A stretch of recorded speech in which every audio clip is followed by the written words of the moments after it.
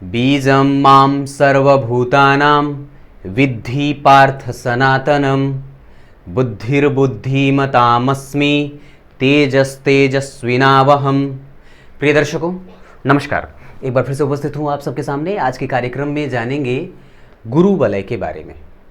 बने रहिए कार्यक्रम के अंतिम हिस्से तक। आज का कार्यक्रम आपके लिए और खास करके अपनी हथेली में आसानी से ये देख करके समझ सकते हैं कि आपकी बुद्धिमत्ता कितनी प्रखर है और कितने धार्मिक, कितने यशस्विता को रखने वाले हैं आप।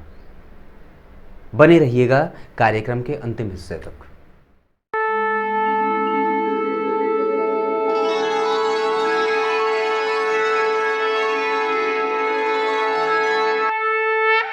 हथेली में गुरु वलय, इसे कहाँ से देखा जाता है? आइए एक बार मैं स्पष्टतया समझा देता हूँ। इसके प्रभाव के बारे में भी जानेंगे और ये क्या दिखाता है ये भी समझेंगे। कार्यक्रम के आरंभ में बोले गए श्लोक का अर्थ भी बताऊंगा, बेहद रुचिकर है। आइए सबसे पहले बता दूं, गुरु वलय बनता कहाँ है या किस क्षेत्र को हथेली में गुरु वलय कहा जाता है? प्रिय दर्शकों, गुरु जो कि ज्ञान के कारक होते हैं, आपके जीवन में किस तरीके का ज्ञान आ रहा है। ज्ञान तो हर जगह से है और प्रत्येक ज्ञान का अपना एक मोल और महत्व होता है। अगर अच्छा ज्ञान ले रहे हैं तो वो गुरु के अंतर्गत आता है। मतलब गुरु ये बताते हैं कि आपको किस तरीके का ज्ञान लेना चाहिए, सद्गति या दुर्गति वाला। अगर सद्गति का ज्ञान ले रहे हैं, इसका मतलब है कि उसमें गुरु की भूमिका है। गुरु हमें ये बताते हैं कि हमें किस तरीके के ज्ञान को रखना है या किस तरीके का हमें आचरण करना है। इसकी स्थिति आप जन्म कुंडली में गुरु की स्थिति को देख करके पता लगा सकते हैं। जिस भी व्यक्ति की कुंडली में गुरु की स्थिति मजबूत होती है, वो सदाचरण करने वाला, धार्मिक वृत्ति से जीवन यापन करने वाला, धर्म के मार्ग पर चलने वाला, दान और अच्छे कर्मों को करने वाला होता है। अगर किसी की कुंडली उपस्थित नहीं है और उनके हथेली को देख करके कुछ अगर विभिन्न स्थितियां पता चलती हैं तो व्यक्ति के बारे में निश्चित रूप से कुछ अनोखी चीज़ों को जाना जा सकता है। अगर आपके हथेली में, जहां तक गुरु पर्वत की बात है या गुरु वलय की, तो ये कहाँ बनता है? ये तर्जनी उंगली होती है, इंडेक्स फिंगर जिसे अंग्रेजी में कहा जाता है। जन्म कुंडली में भी गुरु पर्वत अगर मजबूत हुआ तो उसका एक सीधा सा प्रभाव आपके हथेली पे भी आसानी से देखा जा सकता है। तर्जनी उंगली के सबसे निचला पोरुआ मतलब ये होता है, ये प्रथम पोरुआ, दूसरा और तीसरा। अंतिम पोरुआ इसे कहते हैं, इसे मध्यम पोरुआ कहते हैं और इसे आरंभ का पोरुआ कहते हैं। इस सबसे निचले पोरुए के नीचे का जो हिस्सा होता है, यहां तक का एरिया, इसे गुरु वलय कहा जाता है। ध्यान दीजिएगा, आपके हथेली के इस क्षेत्र को, जहां तर्जनी उंगली का एंड होता हो और ये एरिया जो है, इसे गुरु वलय कहा जाता है।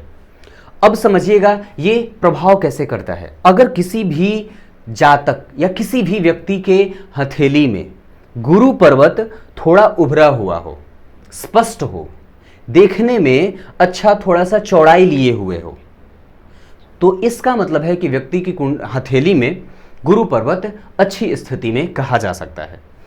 अगर वहां पे बहुत ज़्यादा कट फट की रेखाओं का निर्माण हो रहा हो, कटी फटी रेखाओं का, जैसे यहाँ पे कुछ ऐसी रेखाएं बन रही हो जो वहां पे उस क्षेत्र को थोड़ा कमज़ोर कर रही हो, यानी कि वहां पे भद्दे आकृति का निर्माण हो रहा हो, वहां पे द्वीप बन रहा हो, कुछ ऐसी आकृतियों का निर्माण हो रहा हो जो बिल्कुल समझ में न आती हो, कट का निशान, जाले बने हुए हों, तो ये खराब गुरु पर्वत की निशानी है या इसे अच्छा गुरु पर्वत नहीं कहा जाता है।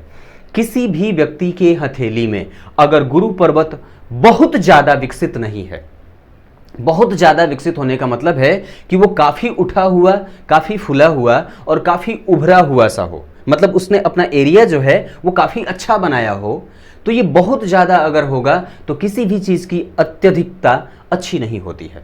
इसका परिणाम ये होगा कि व्यक्ति अपने ज्ञान पे दंभ रखने वाला और दिखावापन में भरोसा ज़्यादा करता है।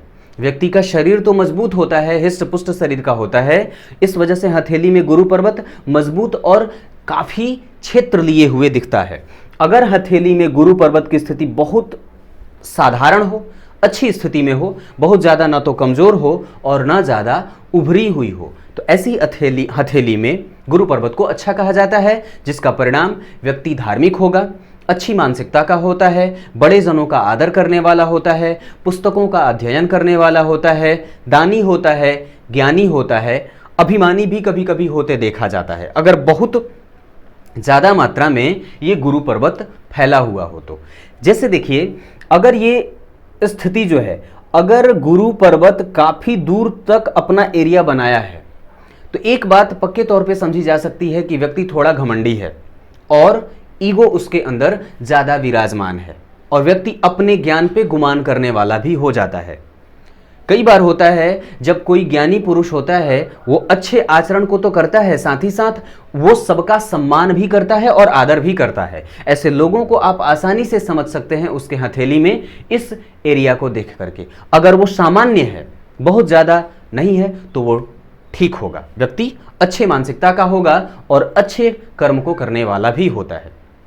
गुरु वलय का हमारे जीवन में प्रिय दर्शकों बड़ा महत्व होता है और हथेली के प्रत्येक पोर्वे के निचले हिस्से को उस ग्रह से जोड़ करके देखा जाता है। जैसे शनि पर्वत के नीचे के शनि पर्वत जो होता है वो मध्यमा उंगली के निचले भाग को कहा जाता है।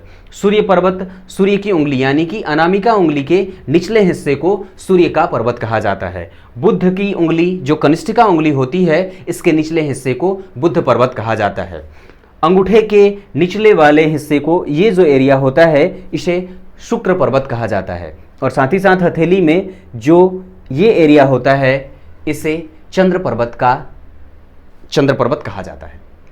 तो आज मैंने आपसे चर्चा गुरु पर्वत की करी है। आने वाले दिनों में शनि पर्वत पे भी करूंगा और अन्य पर्वतों पे भी करूंगा। पहले मैंने विवाह रेखा पे कार्यक्रम बनाया था, इस पे आने वाले दिनों में भी और कार्यक्रम प्रस्तुत होऊंगा लेकर के। अब कार्यक्रम के अंतिम हिस्से में मैंने जो बातें बताई वो आपको आसानी से समझ में आ जाना चाहिए, इसमें किसी भी तरीके का कोई कंफ्यूजन नहीं होना चाहिए। व्यक्ति कितना धार्मिक है, उसके गुरु पर्वत को देख लीजिए, उसके आधार पर व्यक्ति कितना ज्ञानी है, कितना सनातनी है, कितना शुद्ध मानसिकता को धारण करने वाला है, वो उसके गुरु पर्वत को देख करके आसानी से समझा जा सकता है। कार्यक्रम के अंतिम हिस्से में आपको आरंभ में बोले गए श्लोक का अर्थ बता देता हूं। गीता में भगवान ने कहा है, मैं बुद्धिमानों की बुद्धि हूं और तेजस्वियों का तेज हूं। हमारे अंदर जिस प्रकार के बुद्धिमत्ता का विकास हो रहा है, अगर हमने उसे सुचारू ढंग से चला करके रखा है और उसे क्रमशः वृद्धि दी है, तो वही हमारे लिए परमात्मा का मार्ग ढूंढ देती है, या फिर वही हमारे लिए सच्चे रूप में परमात्मा है। और अगर हमने अपने बुद्धि को कलुषित किया हुआ है, इसका मतलब है कि वही हमारे विनाश का कारण भी बनेगी। कुछ इसी तरह से आज के कार्यक्रम का समापन करते हैं। पूरा भरोसा है आपको ये गुरु वलय समझ में आ गया होगा। तब तक के लिए इजाजत दीजिए।